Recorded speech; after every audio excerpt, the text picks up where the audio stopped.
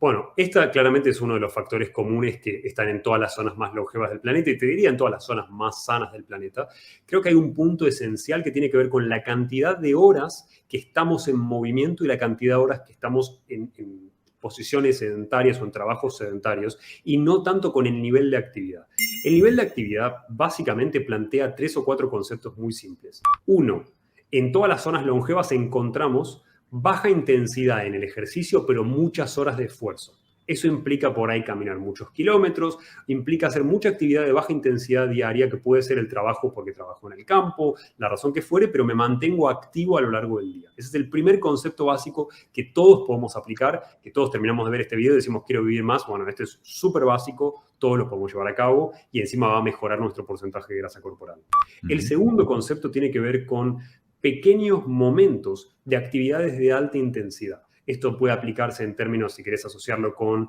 el ejercicio de intervalos, estos 30 segundos o un minuto de máxima intensidad y luego descanso y periodos de intervalos de ese estilo. Pero básicamente el concepto es mucha intensidad, corto periodo de tiempo. Esto afecta nuestra expectativa de vida probablemente porque mejora nuestra densidad mitocondrial. Esto significa más mitocondrias, más fábricas de energía por célula, por ende más energía disponible, no solamente significa que vos tenés más energía, sino que también significa que tenés más energía para priorizar la reparación en tus tejidos, que es algo que normalmente no hacemos si tenemos baja energía, y por ende es uno de los mecanismos que aceleran el envejecimiento. De hecho, hoy se está estudiando el envejecimiento como concepto en muchas líneas terapéuticas diferentes y uno de los criterios básicos de la aceleración del envejecimiento se llama disfunción mitocondrial, que fallen estas fábricas de energía porque no tienen los nutrientes, porque no tienen la cantidad de mitocondrias por célula que necesitamos o por cualquier otra razón. Entonces, en principio básico, baja intensidad, mucho tiempo, y sobre todo pequeños intervalos de alta intensidad. Y luego, por supuesto, en términos osteoarticulares, hay algo que es absolutamente crucial, que no tiene tanto que ver con el desarrollo de masa muscular, sino con la ganancia de fuerza, que son los ejercicios de fuerza, el entrenamiento de fuerza, que es cualquier actividad muscular donde estamos trabajando con un muy alto porcentaje del peso total que podemos mover o levantar haciendo ese ejercicio. Y lo que tiene de interesante esto es que si bien no es tan fantástico para la hipertrofia, para ganar masa muscular, sí es fantástico para lo que tiene que ver con el aumento de la densidad ósea. Acordate que hasta hoy se piensa que la densidad ósea pica aproximadamente a los 30 y que a partir de ahí luego vamos perdiendo densidad ósea. Entonces, mantener densidad ósea porque estamos haciendo ejercicios de fuerza o aumentarla porque somos jóvenes y tenemos 18 o 20 años y llegamos a nuestro pico con más cantidad de densidad ósea, nos protege en términos de longevidad de muchas enfermedades, nos protege de osteoporosis y a su vez nos da algo que a mí me parece absolutamente esencial, que es una combinación de movilidad y fuerza, que es la independencia. A mí no me interesa vivir hasta los 100 años si yo, acostado en el suelo, no puedo levantarme, si estoy preso de mi propia incapacidad física. Entonces, realmente entrenar ejercicios de fuerza desde cualquier momento, no importa si tenés 50 años y estás empezando hoy o si tenés 18 y querés maximizar todos estos beneficios a lo largo de tu vida, disminuye el riesgo de muchas enfermedades. Y a su vez, sabemos que la evidencia nos indica que trabajar con el 80% o más del peso que podemos levantar no solamente mejora nuestras capacidades musculares y aumenta nuestra densidad ósea, sino que aumenta la densidad de muchos tejidos que tienen que ver con tejido conectivo. Entonces, a nivel ligamentario es algo positivo, protege nuestras articulaciones, contrariamente a lo que nos imaginamos. Entonces, trabajar bien y entrenar bien muscularmente hace que mantengamos nuestras articulaciones más sanas a lo largo del tiempo si nosotros le permitimos recuperarse entre entrenamiento y entrenamiento. Por ende, es algo que a nivel de fuerza es esencial y te diría que la combinación de estos tres conceptos a nivel de ejercicio valen para cualquier edad, porque yo puedo trabajar fuerza sin importar si puedo levantar 100 kilos o 1 kilo. Es simplemente respetar el precepto de levantar aproximadamente el 80% del peso que yo puedo levantar haciendo ese ejercicio, siempre y cuando pueda mantener mi postura correcta. Y otro concepto que me parece central dentro de lo que tiene que ver con ejercicio es que hay un tema con la cantidad de horas que estamos quietos. Si yo estoy sentado 8 horas en un trabajo, eso aumenta mi riesgo cardiovascular y aumenta mi riesgo de muchas enfermedades, pero te menciono el cardiovascular porque no deja de ser más del 50% de las muertes no traumáticas en el mundo hoy. Entonces, si me voy a ocupar de prever algo y disminuir el riesgo de algo, disminuyo el riesgo de lo más frecuente. Entonces, está muy asociada la patología cardiovascular al tiempo sedentario, pero a su vez La cantidad de horas que yo estoy quieto sin moverme también afectan a mi variabilidad de la frecuencia cardíaca, que es una regulación que tiene mi cuerpo, mi sistema nervioso, entre la parte más excitatoria, que es la simpática, y la parte de relajación, que es la parasimpática. Y esto es esencial porque mantenerme más activo puede hacer también que yo mejore mi fuerza de voluntad, que es algo que está muy asociado a la variabilidad de esta frecuencia cardíaca. Entonces, ¿qué requiere de mí particularmente para sostener esto en el tiempo? Que si trabajo 8 horas sentado, cada hora me haga una caminata de 400 metros. No requiere mucho, requiere que vos mantengas el flujo sanguíneo constante en la mayoría de tus zonas y que por lo menos cambies de posición y te muevas con la mayor frecuencia posible. En primera instancia, si no tenés ninguna incapacidad, si no tenés ninguna pérdida de habilidades para el movimiento, si tenés condiciones normales,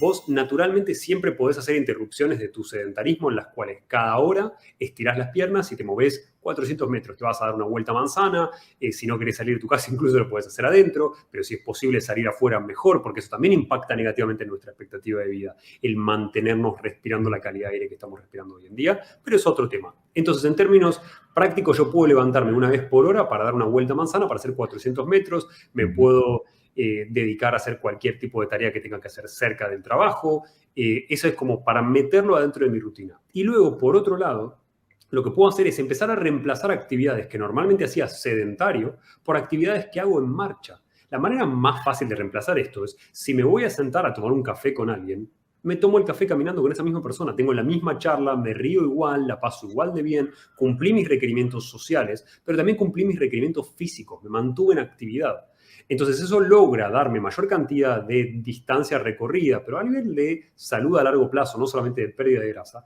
también tiene un impacto muy positivo y es algo extra. Estas dos cosas son cosas que todo el mundo puede hacer, reemplazar estas actividades sedentarias por actividades en movimiento, no importa si es acompañar a mis hijos a la escuela, si es tener un café, tener una llamada telefónica que en vez de ser una reunión sentado puede ser caminando. Todo esto me facilita mantenerme en actividad en un mundo que obviamente atenta contra nuestra actividad física. Y por otro lado, en términos de lo que tiene que ver con HIIT, el HIIT es muy bueno, sobre todo a la mañana, cuando nosotros queremos activar nuestro organismo y decirle a mi organismo, mira, ya estoy despierto, frename todas las funciones fisiológicas del sueño y activame las funciones que tienen que ver con el día, porque necesito estar atento, porque necesito funcionar, porque necesito no estar cansado, porque no duermo bien, etc. Entonces, me echar las actividades de HIIT que me toman 5 minutos adentro de mi casa, antes de salir de mi casa al trabajo o lo que tenga que hacer, para empezar mi día activando mis mitocondrias y con energía, es una muy buena idea y es algo que te toma 5 minutos y que no requiere ningún equipamiento de nada. Y lo único que requiere un poco más son los ejercicios de fuerza, donde realmente el precepto es que necesitamos mantener una cierta continuidad de ejercicios y ya en líneas generales suele implicar o ir a un gimnasio o levantar pesas, etc. Pero realmente la idea básica es que cualquier actividad que te dé fuerza, que te ayude a desarrollar eso y que respete estos parámetros de que estoy levantando el 80% del peso que podría levantar en ese ejercicio, funcionan. Y no importa si lo haces una sola vez por semana o lo haces todos los días, no vas a poder hacerlo, pero o lo haces 3 veces por semana. Todo lo que hagas suma. De hecho, podemos mantener mucha masa muscular si nosotros entrenamos una sola vez por semana porque simplemente no podemos más. Los extremos polares en líneas generales suelen tener reglas que aplican de manera similar. La realidad es que los niños, naturalmente, cuando yo recién ingresé a la carrera de estudiar medicina, la idea que prevalecía tenía que ver con que si uno hacía mucho ejercicio de fuerza para el desarrollo muscular, podía acelerar el cierre de los cartílagos de crecimiento y perder altura o perder desarrollo óseo. Esa es la premisa que había surgido históricamente como parámetro para decirle a un niño, no, bueno, vos no podés entrenar este tipo de ejercicios. La realidad es que la evidencia no está demostrando esto, sino todo lo contrario, da como recomendación un inicio de ejercicio mucho más temprano del que dábamos originalmente, que solía ser 16 años. Entonces, como pauta básica, lo que hay que entender es que no se empieza por una cantidad extrema y no se empieza por priorizar el desarrollo muscular, sino que se empieza por mantener la alineación correcta, por hacer correctamente el movimiento del ejercicio, por recuperar o generar la movilidad necesaria, que muchos hoy perdimos incluso si tenemos 14 o 15 años, y a partir de ahí se empieza a trabajar en la ganancia de fuerza porque sirve igual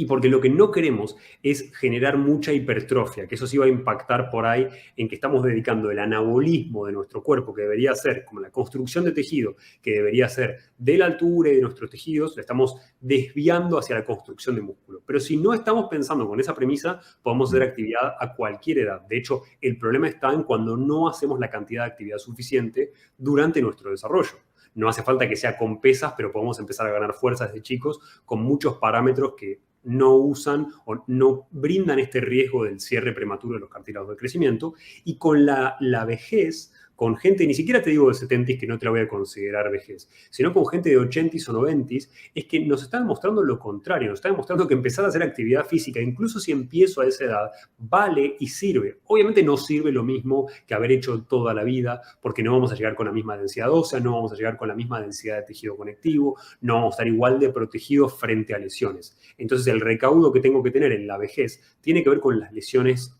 posibles y tiene que ver con mantenerme en el rango y con evitar ese proceso. Pero un tipo de ejercicio que me ayuda a desarrollar fuerza igual y que evita ese riesgo de lesiones y fortalece todo lo que tiene que ver con mi articulación, con la movilidad y además me brinda fuerza, tiene que ver con los ejercicios hiperlentos, que son los ejercicios donde uno ejecuta el movimiento de una manera muy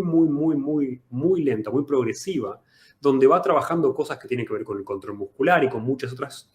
procesos que son muy beneficiosos para alguien que tiene más de 70 años. Entonces, no quiero empezar levantando pesas normales, me parece perfecto. Me aseguro de mi alineación, que mi alineación sea correcta, me aseguro de que mi movilidad sea correcta y a partir de ahí ejecuto primero ejercicios muy lentos, de estos súper lentos, para ir ganando fuerza, porque aparte se hacen con mucho menos peso, y luego puedo ir llegando a estos límites donde mi búsqueda a los 90 años, si levanto pesas, ¿cuál es? Que si yo me caigo al piso, no me fracture la cadera, que yo me pueda levantar solo, que yo pueda mantener mi independencia cuando voy perdiendo músculo a lo largo de la vida por sarcopenia, que pueda mantener mi independencia porque tengo la fuerza necesaria para hacer todas las actividades de mi rutina y de mi vida cotidiana. Ese es el objetivo cuando yo tengo 90 años y levanto pesas.